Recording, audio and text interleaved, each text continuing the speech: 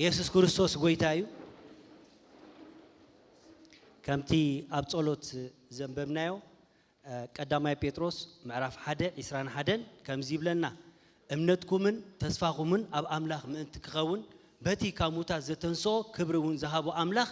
አሚንኩም ኣለኹም ይብለና ኣብዚኣ ሓንቲ ጠማሪት ቃል ኣላ እምነትኩምን ተስፋኹምን ናብ ትብላላ እዛ ናብ ሓባሪት ወይ ድማ ፕሪፖዚሽን ሓባሪ አንፈት ዝኾነት ቃል ይዛረባሎ ስለዚ ንቶም ሐዋርያ ጴጥሮስ ዝጽሕፈሎም ዘሎ ሰባት ኣብ ብዙሕ መከራን ኣብ ብዙሕ ጭንቅን ኣብ ብዙሕ ስደትን ማእሰርትን ዝነበሩ ሰባት እዮም ስለዚ ንዞም ሰባት እዚኦም ካብቲ ዘለዎ መከራ አውጪው ናብቲ ናይ አምላኽ ተስፋ ናይ አምላኽ እምነትን ክእትዎም ስለዝደለየ እንታይ ይብሎም ኣሎ እምነትኩምን ተስፋኹምን ሲ ናብ መን ግበሩ ብሎም ኣሎ ናብ አምላኽ ግበሩ ምክንያቱ ዝሓልፍዎ ዘለው መከራ ዝሓልፍዎ ዘለው ስደትን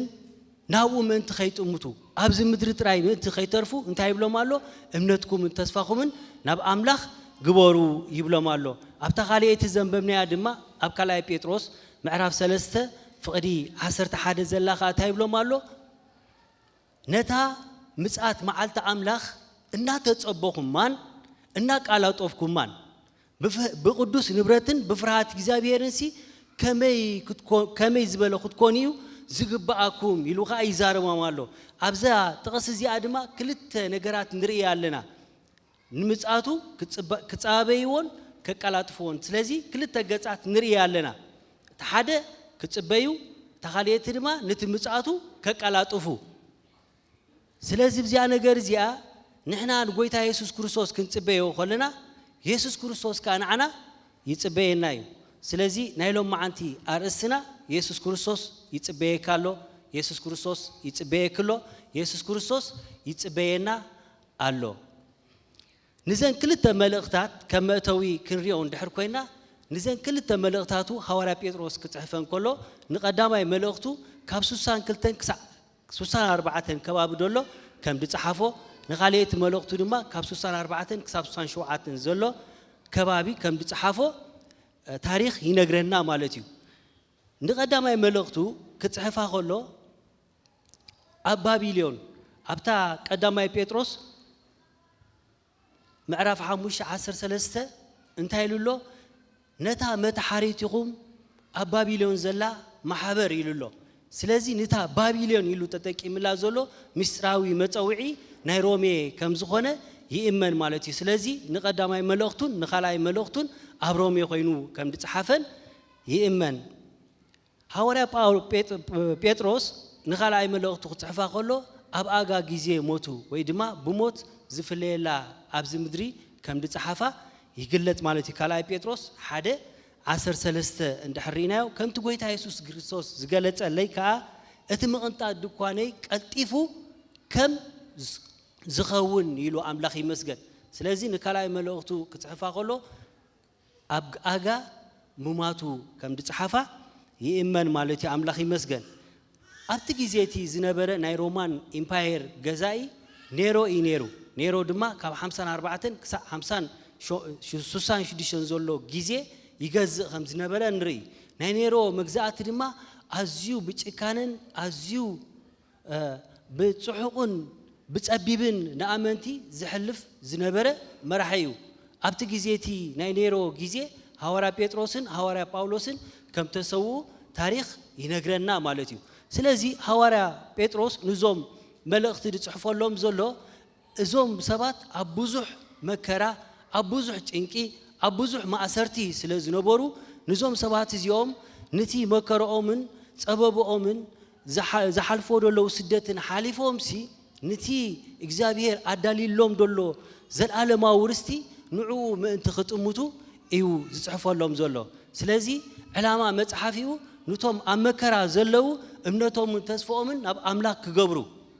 እቲ ዝበጽሖም ዘሎ መከራ ድማ ሓላፊ ከም ዝኾነ ዘይሓልፍ ዘይጽምሉ ዘይረክስ ኣብ ሰማያት ሲ ርስቲ ተኣርኒብልኩም ኣሎ ስለዚ ናብቲ ዝጽበየኩም ዘሎ ርስቲ ናብኡ ጠሙቲ ዝብሎም ዘሎ ካልእ ድማ እንድሕሪና እንታይ ይብሎም ኣሎ ኣብዛ ምድሪ እዚኣ ክትነብሩ ከለኹም ሲ ንስኻትኩም ኣጋይሽኹም መጻተኛታት ኢኹም ስለዚ ከም ግዚያውያን ትነብሩ ዘለኹም ኮይንኩምሲ ንበሩ እዩ ዝብሎም ዘሎ ኣብ መጨረሻ ድማ ክጥንቀቁ ይምዕዶም ኣሎ ማለት ኣምላኽ ይመስገን ስለዚ ከም ኣብነት ክኾነና ኣብታ ቀዳሜቲ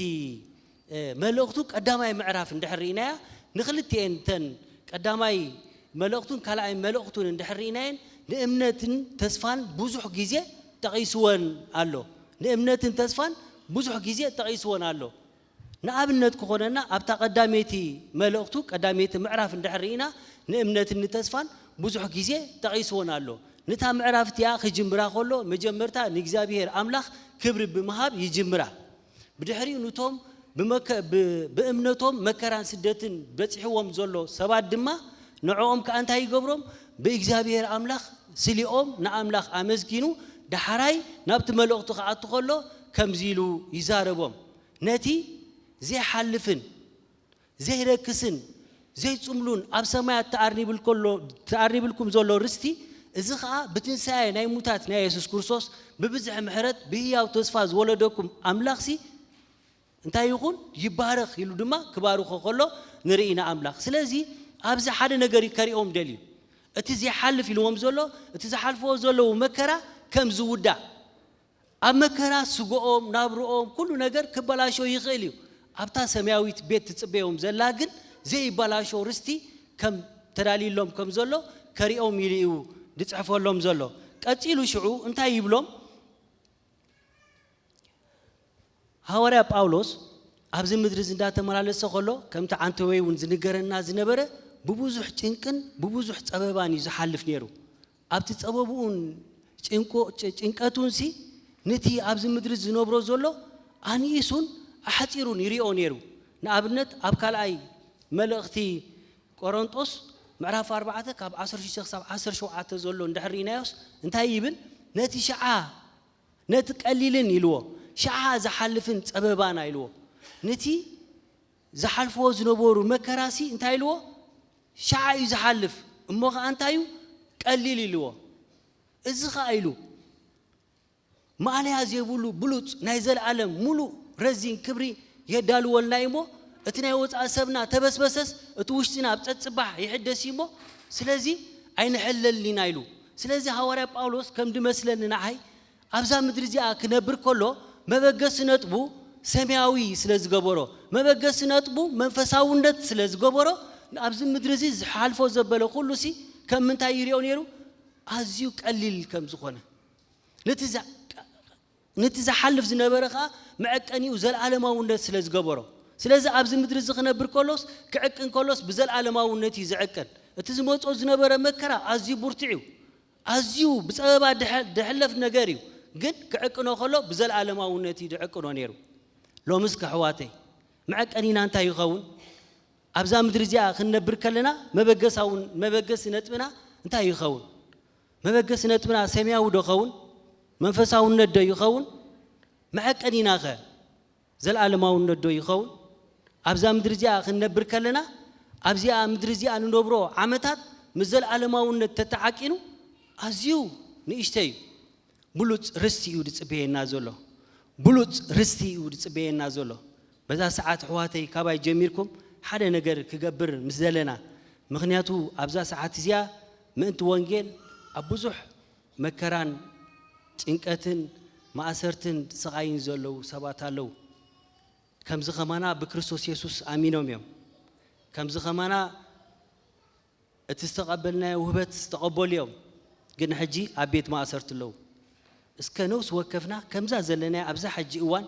ኩሉ ነገርና ገዲፍና እስከ ኣብታ ቤት ማእሰርቲ ንእትዋ ንገዛ ርስና ምክንያቱ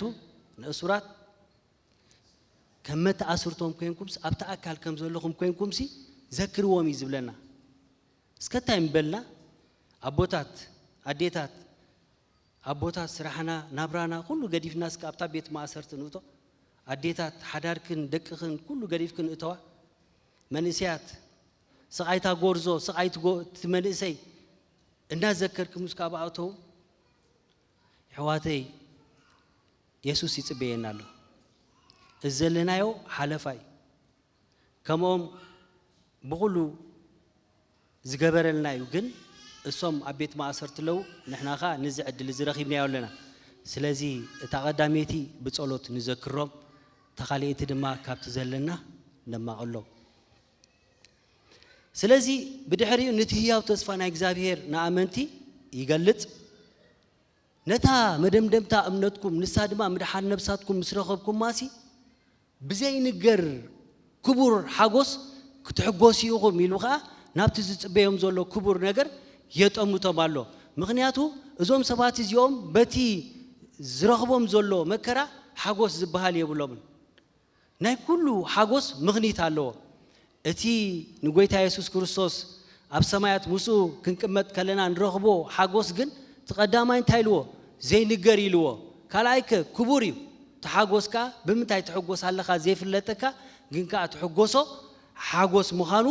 ይነግሮም ብድሕሪኡ ክጥንቀቑ ነቲ ብምግሃድ ኢየሱስ ክርስቶስ ዝርከብ ጸጋ ድማ ተስፋ ክገብሩ ንትመከሮምሲ ብጸጋ ጥራይ እዩ ዝሕለፍ ስለዚ ተስፋኦምሲ ኣብ ጸጋ ኣምላኽ ጥራይ ክገብርዎ ይምዕዶም ንኣመንቲ ብቅድስና ክነብሩ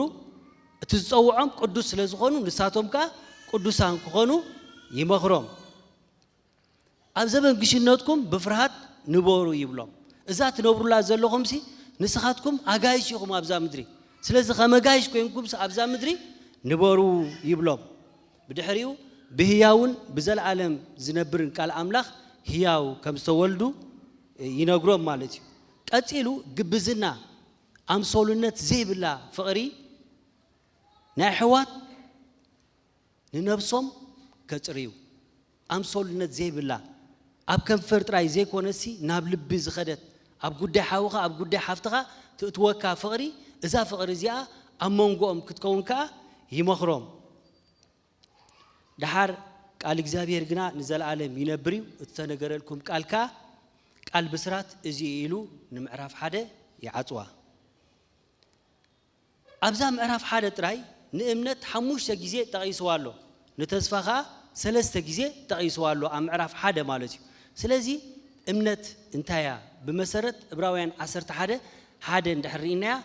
ንእምነት ኣብ ክልተ ከፊልና ክንሪኣ ንኽእል ኢና እቲ ሓንቲ እምነት ነቲ ተስፋ ዝግበሮ ነገር ርግጽ ምግባር እያ ማለት እቲ እግዚአብሔር ኣምላኽ ዘተስፈዎ ኩሉ ነገርሲ እግዚአብሔር ከም ዝገብሮስ ሙሉእ ብሙሉእ ርግጸኛ ምዃን እዚኣ እምነት ትበሃል ተኻልእቲ እምነት ድማ እምነት ነቲ ዘይርአ ነገር ምርዳእ እቲ ዘይርአ መን እንድሕሪልና እቲ ዘይርአ መንፈሳዊ ነገር እዩ ተኻልኣይካ ዘለዓለማዊ እግዚአብሔር ኣምላኽ እዩ ኣብዛ ምድሪ ክንነብር ከለና ይረዳኣና መብዛሕትኡ ግዜ ብእምነት ኢና ንነብር ንኣብነት ኔትወርክሲ ኔትወርክ ኣይረኣናዮ ግን ኔትወርክ ከም ዘሎ ኣሚንና ንጥቀመሉ ኣብ ዝኾነ ቤት ከና እቲ መስመር ናይ ኤሌክትሪክ መስመር ናይ ማይ ብውሽጢ ተሓቢኡ ከሎ ግን መስመር ኣሎ ኢልናሲ ነቲ ኤሌክትሪክ ዝረኸብናዮ እንታይ ንገብሮ ንጥቀመሉ ልክዕ ድማ ኣብቲ መንፈሳዊ ህይወት እግዚአብሔር ኣምላኽ ኣሎ ክንብል ከለና እዛ እምነት እዚኣ እታ ትሰርሕ እምነት ያ ኣምላኽ ይመስገን ስለዚ ኣብዛ ምዕራፍ እዚኣ እታ ቀንዲ ጥቕሲ ብዛዕባ ኣብ ኣምላኽ ዘለዎም እምነት ኣብ ኣምላኽ ዘለዎም ተስፋሲ ኩሉ ግዜ ንዕኡ ጥራይ ከመዓዱ ከም ዘለዎም ንዕኡ ጥራይ ክሪኡ ከም ዘለዎም ኣብቲ መከራ ኣብቲ ጸበባ ክጥምትዎ ዘለዎምሲ ንተስፋ ኣምላኽን ንእምነት ኣምላኽን ከም ዝኾነ ይገልጸሎም ኣምላኽ ይመስገን እምነትን ተስፋን ክልቲኤን ዘይናጻጸላ ሓይልታት እየን ክልቲኤን ሓይልታት እየን እምነት ብዘይ ተስፋ ይትሰርሕና ተስፋ ድማ ብዘይ እምነት ፍጻሜ ኣይትረክብና ስለዚ ክልቲኤን ሓይልታት እየን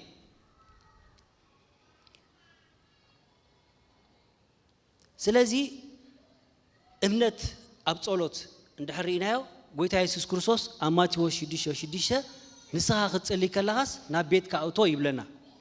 ማዕጾኻ ድማ ማዕጾ ነቲ ብሕቡእ ዘሎ ኣቦኻ ለምኖሞ ንሱ ድማ ብግህዶ ክሕሰካ እዩ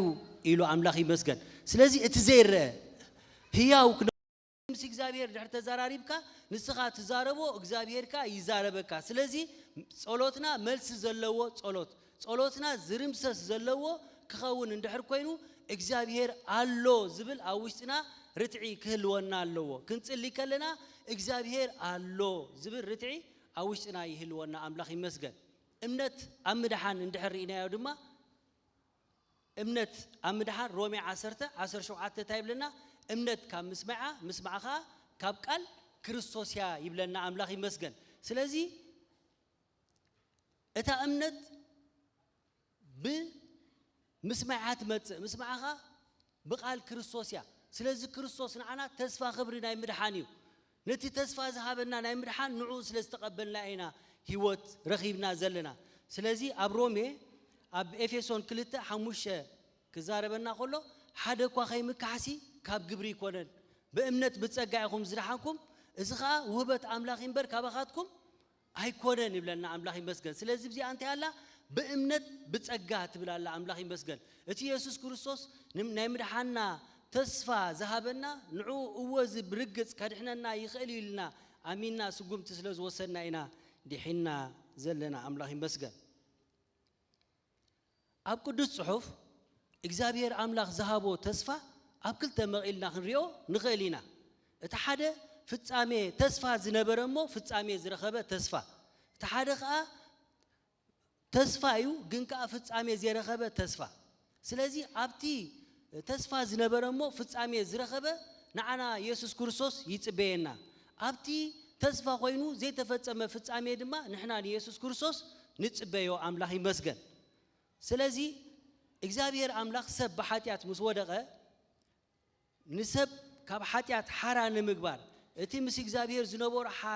ሕብረት ንዑ ንምሕዳስ እግዚአብሔር አምላኽ ንሰብ ተስፋ ሂቡ ነይሩ እዚ ተስፋ ዝኻ በኢየሱስ ክርስቶስ ተፈጽሚዩ ፍጻሜ ረኺብዩ አምላኽ ይመስገን ስለዚህ እቲ ተስፋ ዝነበረሞ በኢየሱስ ክርስቶስ ፍጻሜ ዝረኸበ ንሕና ከም አመንቲ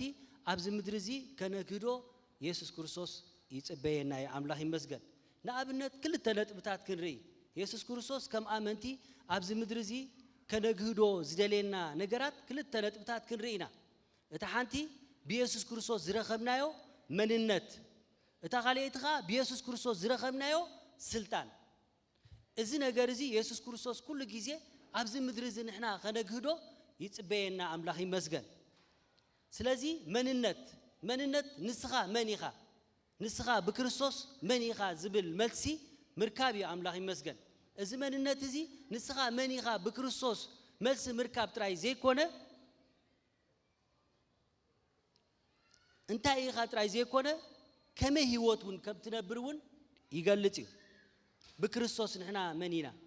በክርስቶስ ንዓና መንነትና እንታይ እዩ በክርስቶስ ንሕና ውሉድ አምላኽ ኢና በክርስቶስ ንሕና ኣብዛ ምድሪ እዚኣ ጨው ምድሪ ኢና ኣብዛ ምድሪ እዚኣ ብርሃን ዓለም ኢና በክርስቶስ ናይ ዘለዓለማዊ ህይወት ዝረኸብና ኢና በክርስቶስ ልኡኻት ናይ ክርስቶስ ኢና ካልእን ብዙሕ ተስፋታት ኣለና ስለዚህ ነዚ ተስፋ እዚ ኣብ ልብና ክንዓቕሮ ኣብ ልብና ክንሕዞ ይግባእ አምላኽ ይመስገን ክርስቲያናዊ መንነት ስም ጥራሕ ኣይኮነን ብህይወትካ ብናብራኻ በዘራርባኻ ብግብርኻ ንክርስቶስ ኢየሱስ ኣብ ህይወትካ ምንጽብራቕ እዩ አምላኽ ይመስገን በክርስቶስ ኢየሱስ ዘለና መንነት በክርስቶስ ኢየሱስ ዘለና ስልጣን ኣብ ልብና ክንዓቕሮ ይግባአና አምላኽ ይመስገን ምክንያቱ ብዙሓት ነታ ኣብ ክርስቶስ ዘላትና ተስፋ ዝሓቱና ብዙሓት እዮም ኩለታትና ይሓተና ገዛ ርእስና ይሓተና ከባቢና ይሓተና ካልእን ብዙሕ ይሓተና እዩ ስለዚህ ሐዋርያ ጴጥሮስ ንዚ ነገር እዚ ክዛረብ ከሎ ኣብ ቀዳማይ መልእኽቱ 3:15 ከምዚ ኢልና ኣሎ ንክርስቶስ ኢየሱስ ዳ ብልብኹም ቀድስዎም በር ኢሉ ነታ ኣባኻትኩም ዘላ ተስፋ ምክንያታ ንዝሓተኩም ዘበለስ ኩሉ ሰዓት ዝተላለኹም ኩኑ ኢሉ እዚ ግን ብዓቕልን ብፍርሃትን ደኣ ይኹን ኢሉ ስለዚህ ኣብዛ ቀንዲ ሓሳብ ድሕሪናያ ንክርስቶስ ኢየሱስ ብልብኹም ቀድስዎ ኣብ ልብኹም ኩሉ ግዜስ ንክርስቶስ ኢየሱስ ግበርዎ ሽዑ ዝሓተኩም ኣሎ ምክንያት ኣባኹም ዘላ ተስፋ ንዛ ተስፋ ምክንያታ ንዝሓተኩም ሲ ኣብፂኹም ምእንቲ ምላሽ ክትብዎ ኣበይ ዳ ኣሎ ኣምላካ ኣበይ ዳ ኣሎ ኣምላኪ ኣበይ ዳ ኣሎ ከምዚ ኢና ትብልዎ እሞኸ ኣብዚ ምድሪ እዚ ዘይትገብርዎ ዝብለና ብዙሕ እዩ ዘሎ ስለዚ ኩሉ ግዜ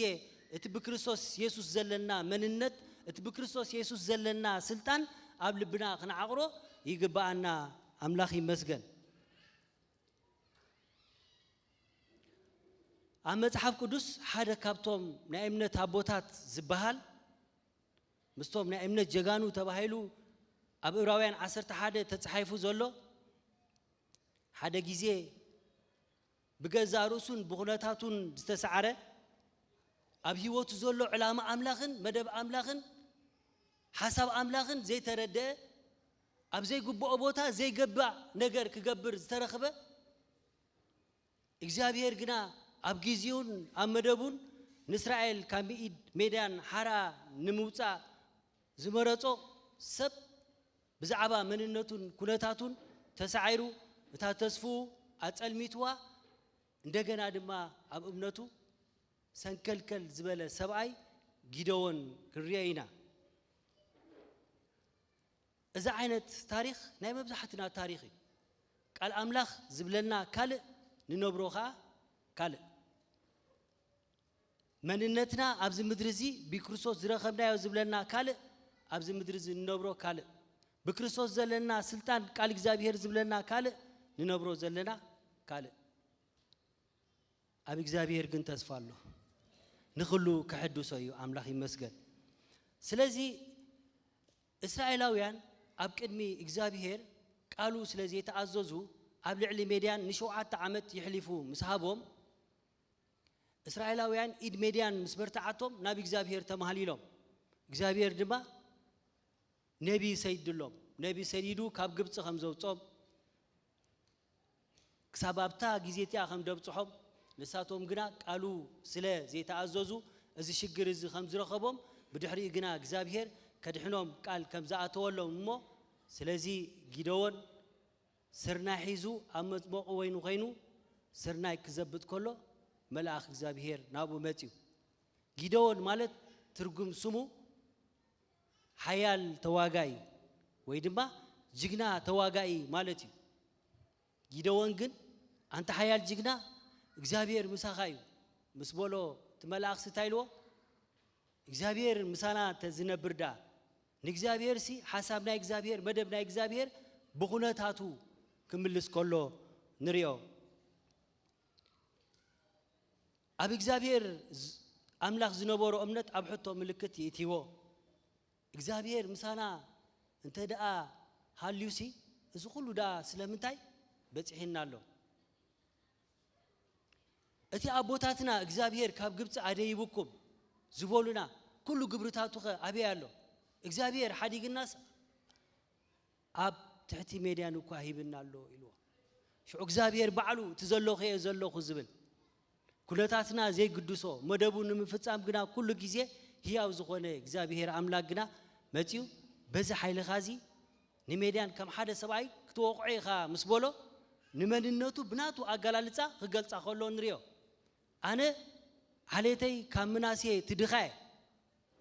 ካብ ስድራ ቤተይ ካ ትዝነኣሽኩ ስለዚ ኣነ ከመይ ገይረ ንእስራኤል ከድሕኖ ኣነ ምሳኻ ክኸውን ንሜድያን ድማ ከም ሓደ ሰብኣይ በዚ ሓይልኻ ከተድሕኖ ኢኻ ሎሚ ንገዛእ ርእስና በቲ ንሓልፎ ኩነታት ደለና ዶ ንትንትና ንኸውን ወይ ድማ በቲ ሰባት ዝፈልጥዎ ታሪኽና ይትንትኑና ዶ ኾኑ ወይ ድማ በዓልና ንገዛእ ርእስና ናትና ዝኾነ ትርጉም ንህባ ንኸውን ሎሚ እግዚአብሔር ተስፋ ኣለዎም ነብሱ ወከፍ ሰብ እግዚአብሔር ተስፋ ኣለዎም ነብሱ ወከፍ ሰብ ምክንያቱ ንሕና ከምቲ ሰባት ዝብሉና ኣይኮናን ንሕና ከምቲ ንገዛእ ርእስና ንብራ ኣይኮናን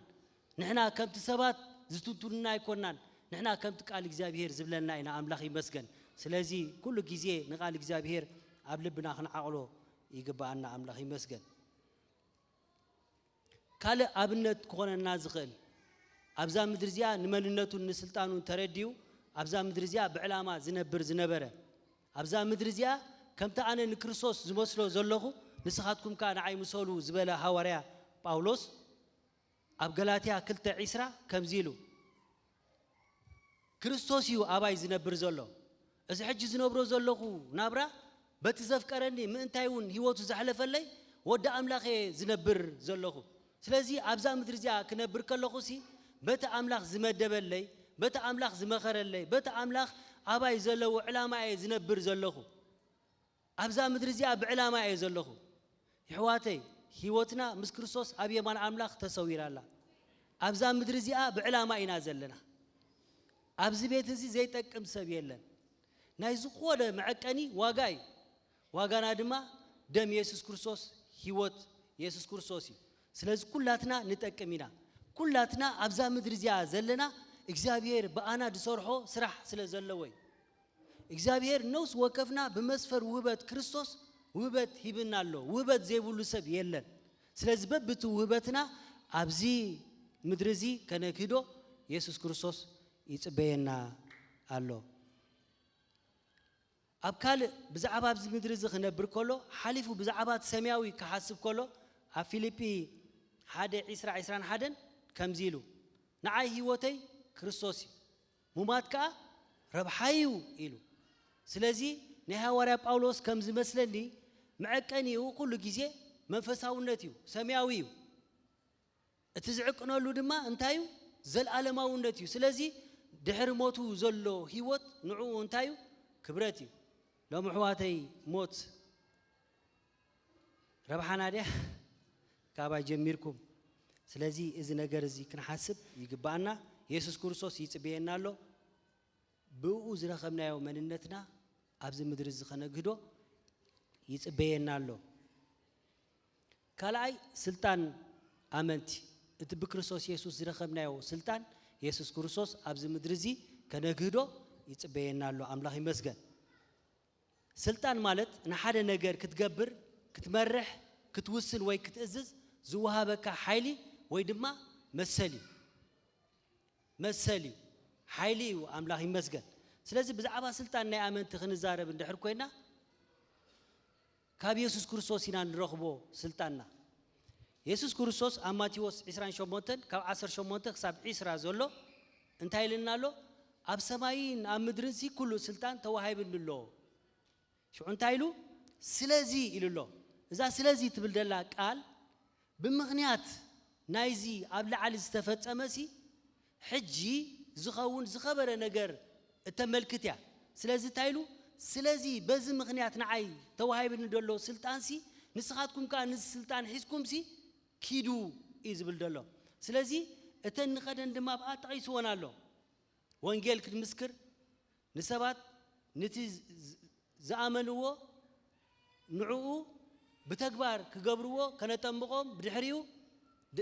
ኢየሱስ ክርስቶስ ዝኣዘዘና ኩሉ ክመሃሩ ብድሕሪ ደቀ መዛሙርቲ ክንገብሮም እዚ ክንገብር ከለና ሲሉ ኣብታ መጨረሻ እና መሃርኩም ደቀ መዛሙርተይ ግበርዎም ኢሉስ ሽዑ ኸ እንታይ ኢሉ እንሆ ኢሉ እታ እንሆ ትብል ደላ ቃል ተወሳኺ ኣብዚ ኣገዳሲ ነገር ኣሎ ማለት እዩ ንዝለዓል ዘሎስ ካብኡ ግና ኣገዳሲ ነገር ኣሎ እሱ ኸ እንታይ እዩ ኩሉ ጊዜስ ኣነ ምሳኻትኩም እየ ወንጌል ክንምስክር ከለናሲ ስልጣን ኣለና ወንጌል ብሰብ እዩ ድምስከር በመላእክቲ ኣይምስከርኒ ምክንያቱ ንቀርኔሊዮስ እቲ መልአክ መጽዩ ምጽዋትካን ጸሎትካን ኣብ ቅድሚ እግዚአብሔር ተሰሚዑ ምስ ቦሎስ ኒጴጥሮስ ካብ ዮጴ ኸይዲ ይጸውዕዎ ስለዚ ሰብዩ ወንጌል ንሰብ ክነግሮ ስልጣን ተዋሂብዎ ስለዚ ወንጌል ክንምስክር ከለና ኢየሱስ ክርስቶስ ምሳና ኣሎ ትዝሓበየ ውሕስነትናሲ ንሱ በዓሉ ምሳና ስለዘሎ እዩ ኩሉ ንጥፈታት ክንገብር ከለናስ ኢየሱስ ክርስቶስ ምሳና እዩ እቲ በዓል ጉዳይ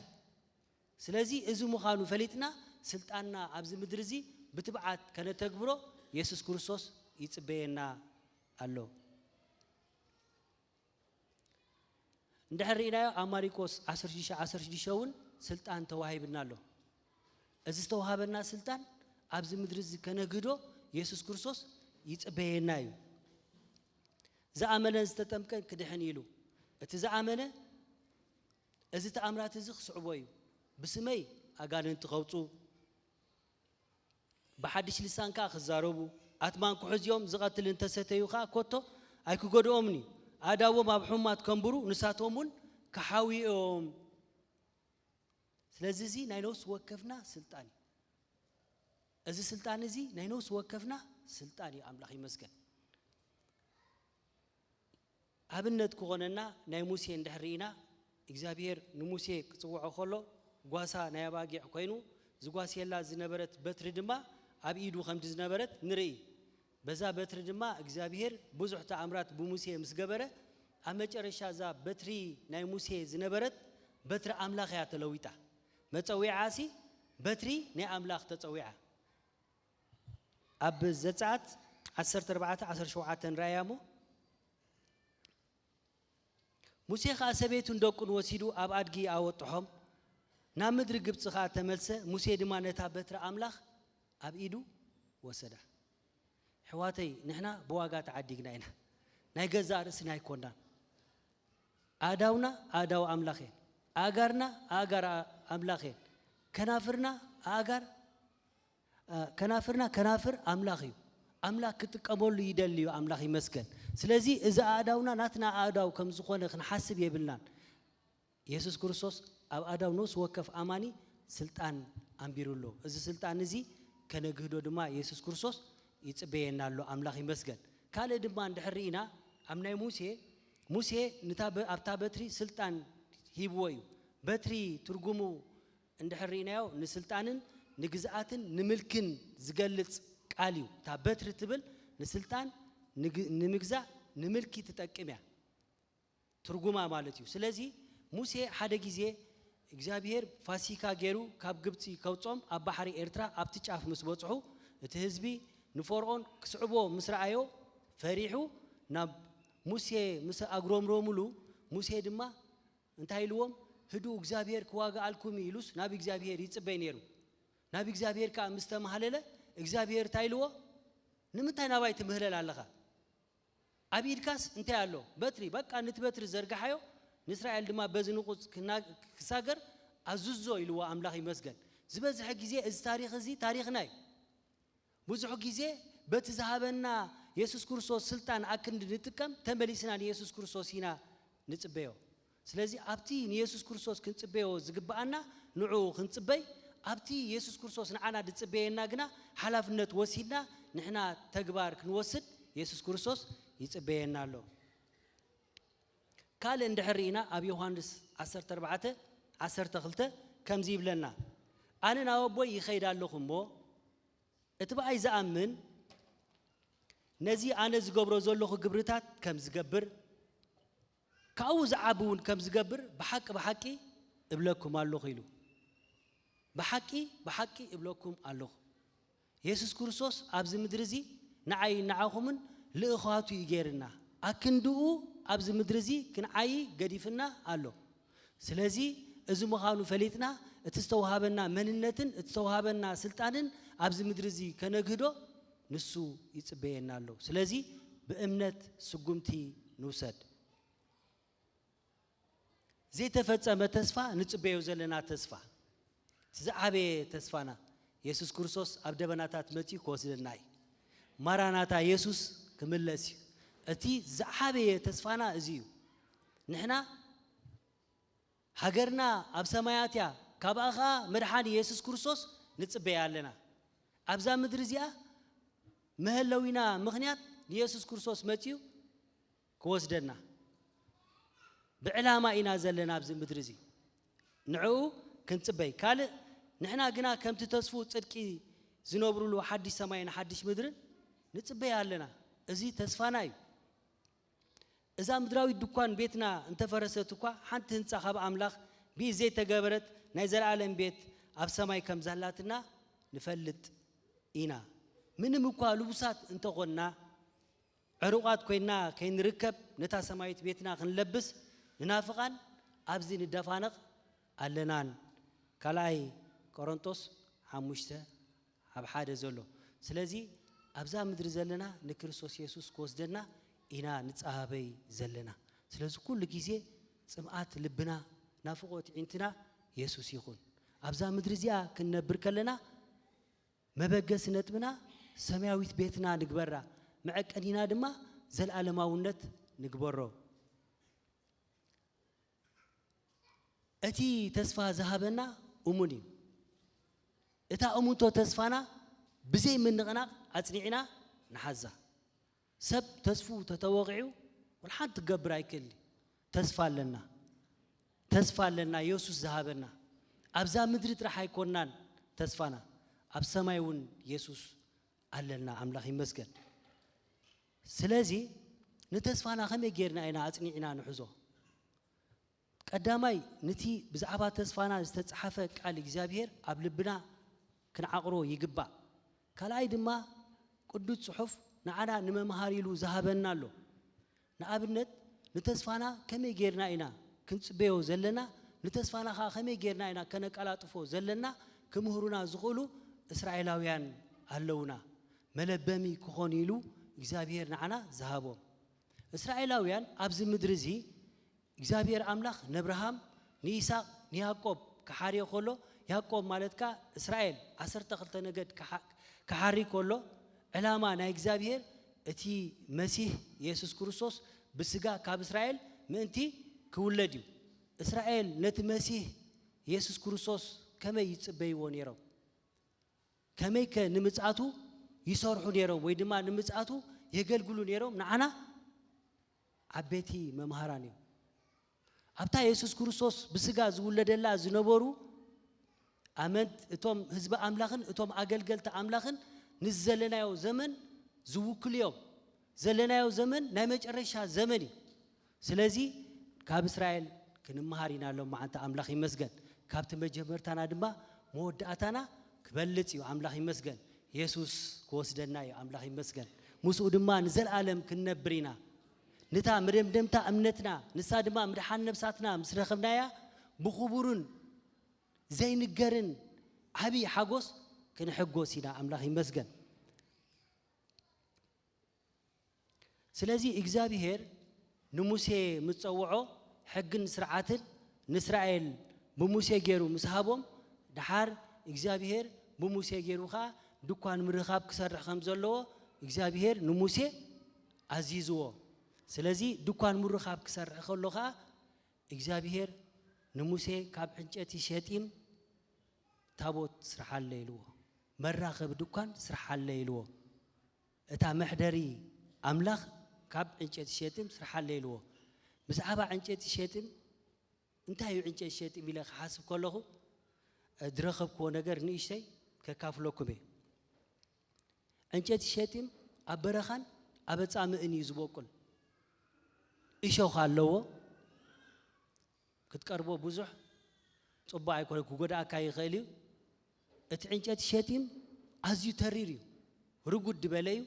حصر دبله حنكركر دبليو نخصربو ازيو اشغاري እግዚአብሔር ግን نزع عنجت زي مريصو كتريو خلخا تتابوت مرخاب مستودد كتريو خلخا عنجت شتيم يلكا ايتحاسبنيخا مخنياتو بورقي لبيطو وي ابلعليو دما هلاوندت منفس املاخ بدبنا دما او عليبي املاخ يمسكن እዚ ታሪኽ እዚ ታሪኽና ነው ወከፍናይ ንሕና ካብ እግዚአብሔር ርሑቃት ዝነበርና አዚና ናይ እግዚአብሔር ነገር ዘይነበረና ተስፋ ዘይነበረና ርሑቃት ዝነበርና እግዚአብሔር ግን መሪጽና በባህሪና ንዑ ዘይንጥዕም ዘይሙቻት ዝነበርና ምስ ይሾኽና ቆለና ነው ወከፍና መሪጽና ጸሪብና አጸቢቅና ተሬርት ልብ ዝነበርና ንልብና በፍቅሩ ማሪኽዎ ተረርት ክሳድ ዝነበርና بتحتنا يعتقنا بوبتات منفس قدوس غيرو خا اصبيقنا محدرو بيت مقدسو خا غيرنا املاخ يمسجد سلازي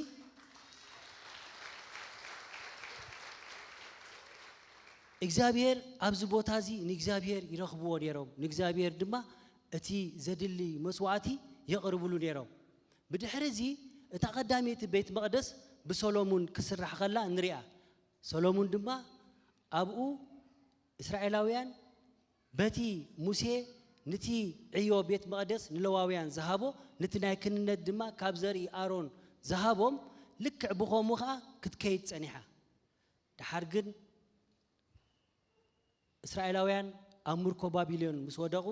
እዛ ቤት መቅደስ ናይ ሰሎሞን ፈሪሳ እስራኤል ድማ ድሕሪ ንጉስ ሰሎሞን ኣብ ክልተ كمقالو خلو نريهم اتا سميناويت منغستي نعسرت نجد حيزا اسرائيل كم تبهالت اتا دوباويت منغستي دما نخلت نجد حيزا السخا ايهود كم تبهالت مستوم كلت نجد ايهودن بنيامين دما مسوم دما لواويان كم تفليو نري بدحرزي امركو سلازنبرو عيو بيت مقدس كم تزغبا كعيي اينريونينا ለዋውያን እቶም ካህናት ዘር አሮን ኣብታ ቤት መቅደስ ኣብኡ ከዓዩ ኣይንሪኦም ኒና ኣምርኮ ስለዝነበሩ ካብዚ ግዜ እዚ እቲ ናይ እግዚአብሔር ስርዓት ኣብ ቤት መቅደሱ ዝነበረ ናብ ምንታይ እንዳተቀየረ መጥዩ ኣብ ምኩራብ ወይ ድማ ኣብ ሲናጎግ ወይ ድማ ኣብ ቤት ጸሎት ኢሎም ንሳቶም ዝብልዎ ኣብኡ ኮይኖም ሕጊ ሙሴ ክመሃሩ ንሕጊ ሙሴ ክጽሕፍዎ ኣብኡ ኮይኖም ንደቆም ክምህርዎ ክኢሎም ማለት እዩ ብድሕሪ ሽዑ ካልእቲ ቤት መቅደስ ብዝሩባቤል ተሃኒጻ ብዝሩባቤል ምስተሃነጸት እናኸዱ ከለውኻ ሄሮዶስ ንታ ቤት መቅደስ ናይ ዝሩባቤል ከም ዝሐደሳን ከም ዘግፋሓን ንርኢ ኣብዛ ቤት መቅደስ እዚኣ ኮላ እቲ ስርዓት ሙሴ እቲ እግዚአብሔር ካብ መጀመርታ ብሙሴ ገይሩ ዝሃቦም ለዋውያን ኣብ ቤት መቅደስ አምላኽ ከገልግሉ ካብቶም ለዋውያን ድማ ዘር አሮን ክህንነት ክፍጽሙ ዝሃቦ ልክ ኣብዛ ኢየሱስ ክርስቶስ ብስጋ ዝግለጸላ እቲ መሲህ ካብ ድንግል ማርያም ዝውለደላ ጊዜ ኣብዛ ቤት መቅደስ እዚኣ እዩ ኢየሱስ ክርስቶስ መጽዩ እዛ ቤት መቅደስ እዚኣ ከመይ ጸኒሓቶ ትኸውን ኢየሱስ ክርስቶስ ኣጸባቢኦም እስራኤላውያን ከመይ እዩ ነይሩ እንድሕሪናዮ ኣብቲ ጊዜቲ ካብታ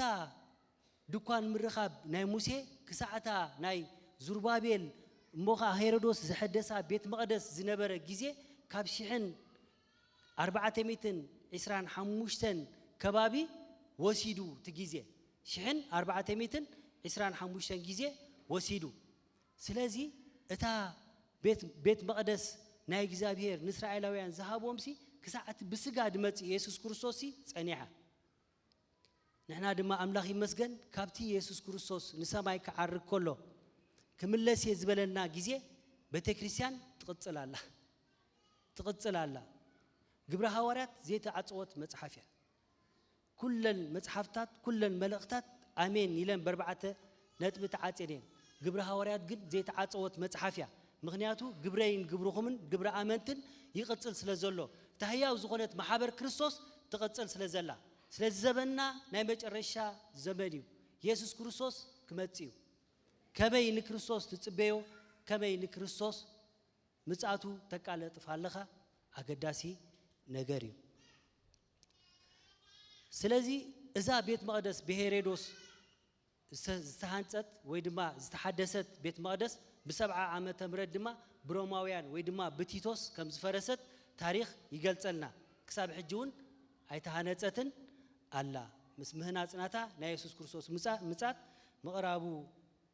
ከም ዝገልጸልና ንርኢ ስለዚ ካብታ ቀዳሜቲ ማሕበር ዝነበረት ግብረ ሐዋርያት ክሳብ ዝሕጂ ዘለናዮ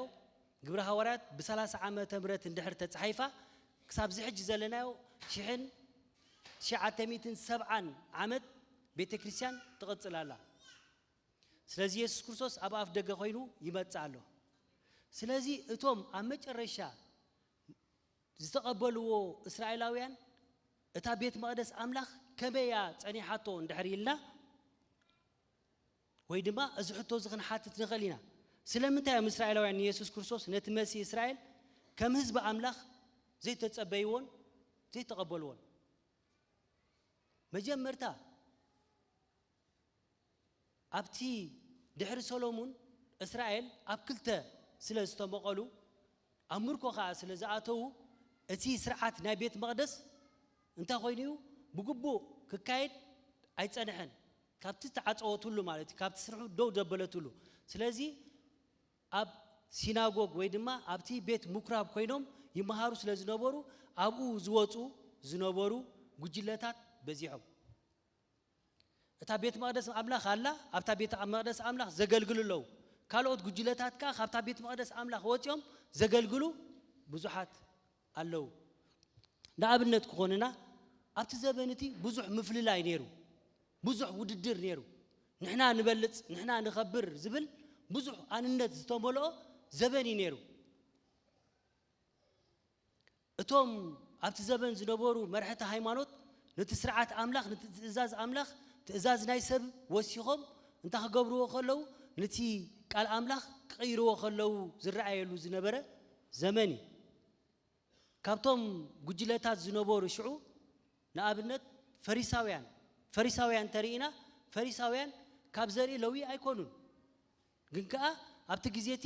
ኣብ ምኩራብ ኮይኖም ዘገልግሉ ዝነበሩ ኣገልገልቲ ኣምላኽ ተባሂሎም ዝጽውዑ ዝነበሩ ብዙሕ ሰባትካ ዝስዕቦም